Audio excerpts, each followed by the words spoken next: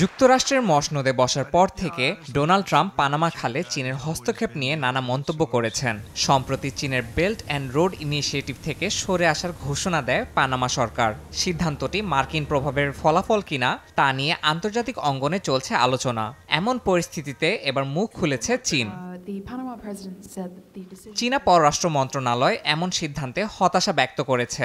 একই সঙ্গে যুক্তরাষ্ট্রের বিরুদ্ধে এই প্রকল্পের ভাবমূর্তি নষ্টের জন্য পানামার ওপর চাপ প্রয়োগ ও প্রভাব বিস্তারের অভিযোগ এনেছে বেইজিং।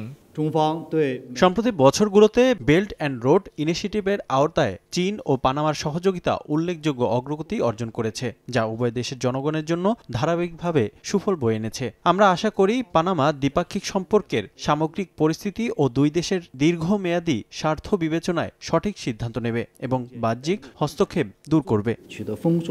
এ প্রকল্পে বিশ্বব্যাপী অর্থনৈতিক সহযোগিতা বৃদ্ধির লক্ষ্য নিয়ে কাজ করছে বলে দাবি করেছে চীন। বিশ্বের ১৫০টিরও বেশি দেশ এরই মধ্যে এই প্রকল্পে যুক্ত হয়েছে, যার মধ্যে লাতিন আমেরিকার ২০টিরও বেশি দেশ রয়েছে। পানামার সঙ্গে চীনের এই সহযোগিতা গত কয়েক বছরে দৃশ্যমান অগ্রগতি এনেছে বলে দাবি করেছে বেইজিং।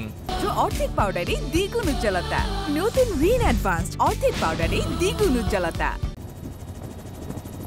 চীন আশা করছে দ্বিপাক্ষিক সম্পর্কের বৃহত্তর চিত্র ও জনগণের দীর্ঘমেয়াদী স্বার্থ বিবেচনায় নেবে পানামা। তবে এই সিদ্ধান্ত আদৌ পরিবর্তন হবে কিনা তা নির্ভর করছে পানামা সরকারের পরবর্তী পদক্ষেপের ওপর। ইয়াসিন মোহাম্মদ জিসান, সময় সংবাদ।